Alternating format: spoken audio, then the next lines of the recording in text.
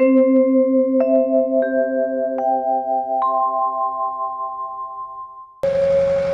चेन्द्रस्य सुखं किंचित न सुखं चक्रवर्तिनः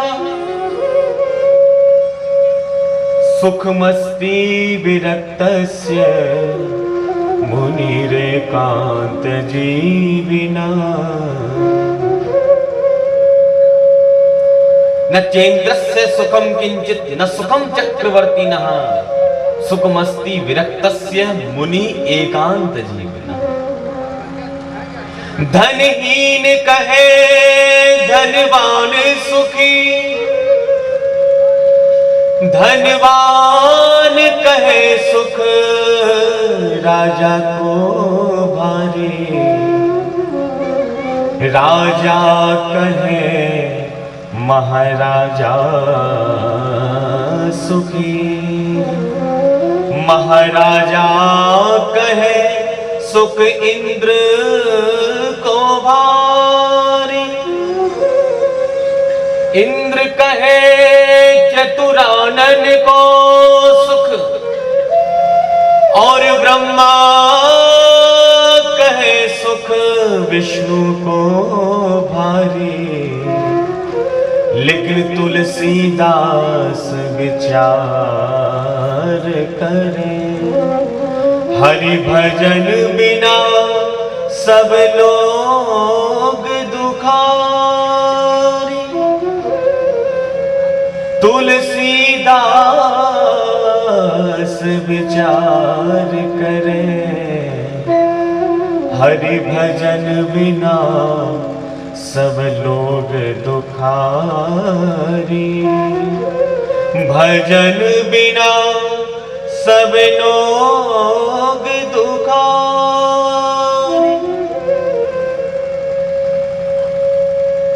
पिताजी, सच्चा सुख यदि चाहो तो मुनि एकांत जीवन।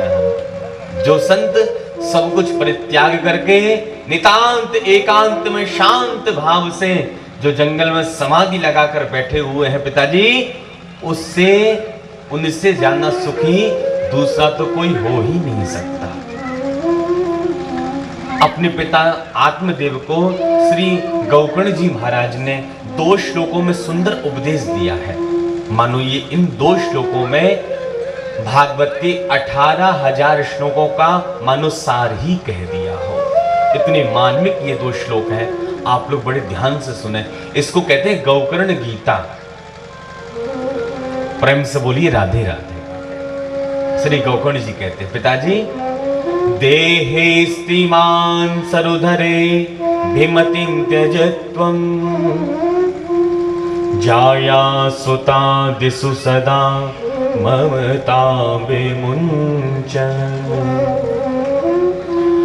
पश्यानिशं जगदिदं क्षणभंग निष्ठं वैराग्य राग रसिको भव भक्ति निष्ठः धर्मं भजस्व सततं त्यज लोकधर्मान् सेवस्व साधु पुरुषान् जहि काम तृष्णा अन्यस्य दोष गुण चिंतन मासु मुक्त्वा सेवा कथा रस महो नितिरा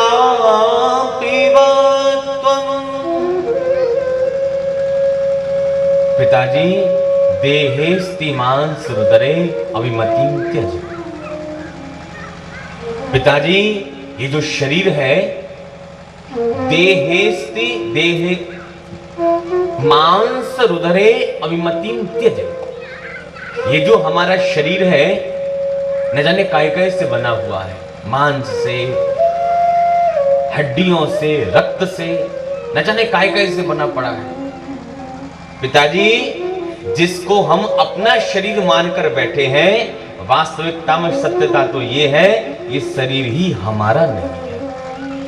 तो बेटा ये शरीर फिर किसका है? बोले कि पिताजी ये तो पंचायती धर्मशाला है। 5 पंचों की बनाई हुई ये पंचायती धर्मशाला है। किन किन पंचों ने बनाई है धर्मशाला? चित जल पावक गगन समीरा, चित जल पावक गगन समीरा, चित जल पावक गगन समीरा, चित जल पावक गगन समीरा, पंच रचित अति अधम शरीरा, पंच रचित अति अधम शरीरा, चित जल पावक गगन समीरा, चित जल पावक गगन समीरा, चित जल पावक, चित जल पावक, चित जल पावक, चित जल पावक गगन समीरा, पंच रचित अति अधम शरीरा। ये पंचायती धर्मशाला है जिसमें हम सभी लोग निवास करने लग गए।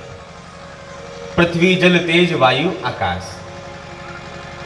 श्री गौकर्ण जी कहते, पिताजी जब ये शरीर ही हमारा नहीं है तो जो शरीर से हमने नाते रिश्ते मानकर बैठे हैं वो नाते रिश्ते हमारे कैसे हो सकते हैं?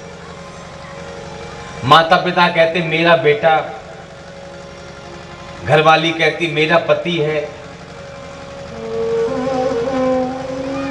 दुकानदार कहता है मेरा ग्राहक। तीर्थ में चले जाएं तो पंडा लोग कहते मेरा जजमान आ गया। मालिक कहता मेरा नौकर है। बड़े बड़े हिंसक जानवर जब देखते हैं हमारा भोजन आ गया। छोटे छोटे जुए आदि कीड़े जो बालों में शरीर में रहते हैं वो कहते हैं हमारा घर है। तो विचार कीजिए हम कितनों में बट गए और हम इस शरीर को अपना मानकर बैठे। अरे पिताजी ये शरीर ही हमारा नहीं है तो नाते रिश्ते फिर हमारे कैसे हो सकते हैं?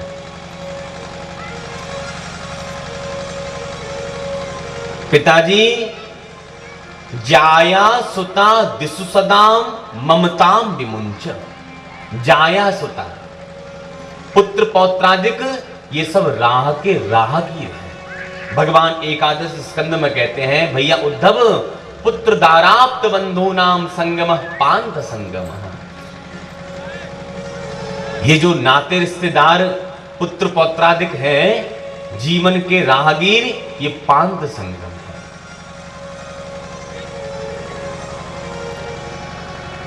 वृंदावन में दर्शन करने गए बिहारी जी का, धर्मशाला अच्छी लगी तो धर्मशाला में हमने अपने लिए एक कमरा बुक करा लिया। अब 15 दिन तक रहे, खूब आनंद आया, खूब बिहारी जी के दर्शन किए। अब जब 15 दिन पूरे हो गए तो मैनेजर साहब कहने लगे महोदय आपका समय पूरा हो गया, अब आप कमरे को खाली कीजिए। और आप कहे नहीं मैनेजर साहब अब तो हम यहीं रहेंगे परमानेंट, अब नहीं खाली करने वाले, अब तो हमारा मन यहां पर रच पच गया। तो भैया आपका मन हो चाहे ना हो 15 दिन की बुकिंग थी, राजी राजी नहीं छोड़ोगे तो मैनेजर के हाथ तो बड़े लंबे हैं, पुलिस वाले बुलवा लेगा, धक्के मारकर बाहर निकालेगा और आपका सामान भी फेंक देगा। राजी राजी धर्मशाला को खाली कर दो, इसमें भलाई है। पांडे जी ने हमको कमरा दे रखा है अपने घर में रहने के लिए 7 दिन के लिए। अब हम कहे पांडे जी हमारा तो कमरे में बड़ा मन लग गया है, अब हम नहीं खाली करने वाले, तो फिर क्या हो? जितने दिन का निवास स्थान मिला है तो भैया उतने दिन तक ही रुकना पड़ेगा, और जब समय हो जाएगा तो धर्मशाला को खाली करना ही पड़ेगा। अरे एक मकान में रहते रहते कितना मन लग जाता है, छोड़ने का मन नहीं करता। अरे यदि किराए का मकान है, 10-5 साल उस किराए के मकान में हम लोग रह लेते हैं तो छोड़ने का मन नहीं होता। अरे भैया 5 साल इस किराए के मकान में रहे, अपना सा लगने लगा था, और आज छोड़कर जा रहे हैं तो बड़ा कष्ट हो रहा है। एक किराए के मकान को छोड़ने में कष्ट होता है, और इस पंचायती धर्मशाला में कोई 60 वर्ष, कोई 100 वर्ष, कोई 110 वर्ष इस धर्मशाला में बिताकर जाते हैं, तो भैया 60, 70, अरे कोई 100 वर्ष तक महाराज इस देह रूपी पंचायती धर्मशाला में निवास करता है, फिर उसका मन छोड़ने का कैसे हो जाए। धर्मशाला को छोड़ना पड़ेगा, इसलिए संत लोग पहले से ही छोड़कर बैठ जाते हैं। आप नहीं छोड़ोगे तो काले काले यम के दूत आएंगे, जबरदस्ती छुड़ाएंगे। इससे भैया पहले ही छोड़कर बैठ जाओ। प्रेम से बोलिए राधे राधे।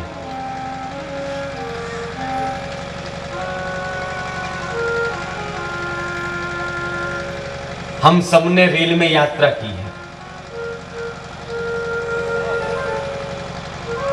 ट्रेन में बैठे विचार किया मथुरा जाएंगे, वृंदावन जाकर बिहारी जी का दर्शन करेंगे। तो इलाहाबाद स्टेशन पर पहुंचे, ट्रेन में जाकर बैठ गए।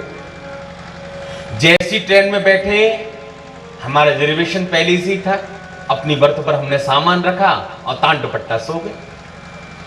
अब जैसी रेल आगे चली, ट्रेन आगे बढ़ी, अगला कोई स्टेशन आया, अगले स्टेशन से भी यात्री चढ़े, उसने भी अपना बोरिया बिस्तर रखा, वो भी बैठ गए।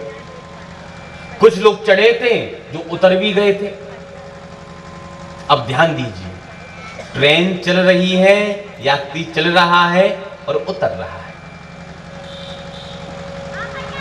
जब हम लोग ट्रेन में सफर करते हैं तो आप देखिए,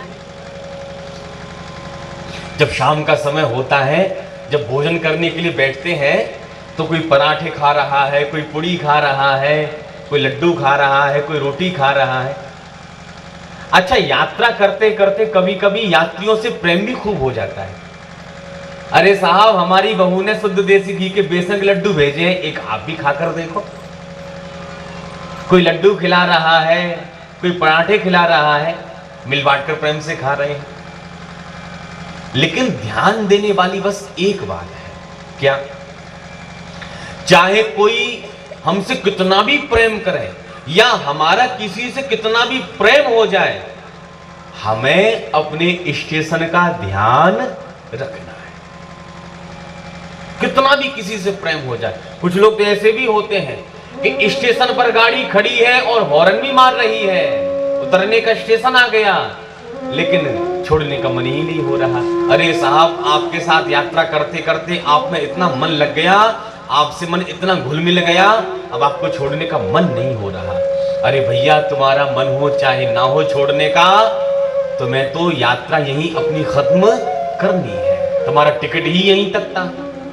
यदि आप नहीं उतरोगे गाड़ी से तो काला कोट वाला टीटी आएगा, 2 पुलिस वालों को साथ लेकर के आएगा, आपका ट्रेन से सामान फेंकेगा और आपको भी धक्के मारकर बेइज्जत करके ट्रेन से बाहर निकाल देगा। इसलिए भैया, जब स्टेशन आ जाए, समझदार यात्री तो पता है क्या करते हैं? समझदार यात्री तो एक स्टेशन पहले से ही अपना पूरा बोरिया बिस्तर बांधकर गेट पर सामान रखकर खड़े हो जाते हैं कि भैया अगला स्टेशन आने वाला है, वो हमारा स्टेशन है, पहले से ही। तो जब यात्रा इस देह रूपी शरीर की जब पूरी हो, तो जब यह शरीर छूटे तो कष्ट ना हो। इसमें रहते रहते इतने वर्ष हो गए, अब छोड़े कैसे? अरे भैया, आप नहीं छोड़ोगे तो कोई और छुड़ाने आएगा। यह मकान तो छोड़ना ही पड़ेगा। और इस शरीर को सजाने में हम न जाने क्या क्या नहीं करते, क्रीम पाउडर न जाने भैया क्या क्या लगाकर इसको सुसज्जित करते हैं। एक तो कहते हैं कि देखकर मत रीझ जाना ऊपर की सफाई पर, देखकर मत रीझ जाना ऊपर की सफाई पर, चांदी का वर्क लगा है मिट्टी की मिठाई पर। प्रेम से बोलिए राधे राधे। तो ट्रेन चल रही है, यात्री चढ़ रहा है, उतर रहा है।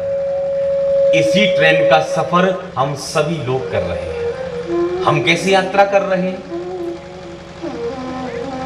हमारा जन्म हुआ, हम इस संसार में आए तो पता चला हमारे दादाजी का स्टेशन आ गया, उनको शमशान में विदा कर रहे। अब एक सीट खाली हो गई, हम दादाजी की सीट पर जाकर बैठ गए। देह रूपी यात्रा, जीवन रूपी ट्रेन फिर आगे चलना प्रारंभ हुई। पता चला हमारी दादी जी का स्टेशन आ गया, उनको भी शमशान में विदा कराए। इधर पता चला हमारा विवाह हो गया, तो एक सीट खाली इधर हुई, तो हमारी पत्नी रूपी सहयात्री उस सीट पर जाकर बैठ गई। ट्रेन और आगे बढ़ी, पता चला हमारे पिताजी का स्टेशन आ गया, हम भी उनको शमशान में विदा कराए। पता चला पिताजी की सीट खाली हुई, हमारे यहाँ कोई बेटा बेटी हो गया, तो वो उस सीट पर जाकर बैठ गया। और इसी क्रम में बंधुओं किसी दिन हमारा भी स्टेशन आ जाएगा, हमारा भी स्टेशन आ जाएगा, कोई हमको भी विदा कराएगा। ये तो भैया क्रम है, रेलगाड़ी जैसा क्रम है। यात्री चढ़ रहे हैं और उतर रहे हैं। हमारा भी स्टेशन आएगा, हमको भी जाना पड़ेगा। इसलिए भैया पहले से ही अपना बोरिया बिस्तर बांधकर तैयार न हो, जब मौका पड़ जाए तभी महाराज चलना प्रारंभ कर दे। वही तो सच्चा यात्री होता है। कुछ लोग कहते हैं अंतकाले महादुखम तस्मात् जागृति जागृति। अंतकाल में तो भैया बड़ा दुख होता है। तो अंतकाल में मरने का दुख होता है क्या? बोले कि ना, अंतकाल में मरने का दुख नहीं होता। अरे भैया अंतकाल में तो छोड़ने का दुख होता है। जिस संसार में रहे 50 साल 60 साल 70 साल, अरे 100 साल तक रहे, अब एक क्षण में उसको छोड़कर जाना पड़ रहा है, तो क्या कष्ट नहीं होगा? मरने का कष्ट नहीं होता। ध्यान दीजिए, कष्ट तो भैया छोड़ने का होता है। प्रेम से बोलिए राधे राधे। पश्यानि सम जगदितं क्षणभंगनिष्ठं वैराग्य राग रसिको भव भक्ति निष्ठ। पिताजी, इस क्षणभंगुर संसार का परित्याग कर कर वैराग्य राग रसिको, वैराग्य के रसिक हो जाओ। और धर्मं भजस्व सततम त्यज लोक धर्मान। धर्मं भजस्व रामं भजस्व, रामो विग्रहवान धर्म। राम जी का भजन करो। धर्मं भजस्व सततम त्यज लोक धर्मान। संसार के अन्य धर्मों का परित्याग कर दीजिए और रामं भजस्व, परम धर्म का आश्रय हमें ग्रहण करना चाहिए। धर्म और परम धर्म में अंतर है, मैं आगे आपको कथा में श्रवण कराऊंगा। सेवस्व साधु पुरुषान जय काम तृष्णा। सेवस्व साधु पुरुषान, साधु पुरुषान सेवस्व। संतों का सेवन करो, संतों का अनुकरण करो। किसी को करंट लगा है, यदि आपने उसको पकड़ लिया तो उसको तो करंट खैर लगा ही है। यदि आपने उसको पकड़ लिया तो उससे ज्यादा आपको करंट लगना चालू हो जाएगा। अरे संत जो निरंतर ठाकुर जी का नाम स्मरण करते करते नाम की मस्ती में मगन रहते हैं, ऐसे संतों की यदि चरण हम पकड़ेंगे तो जो करंट भक्ति का उनके अंदर लगा है, वही करंट हमारे अंदर भी लग जाएगा।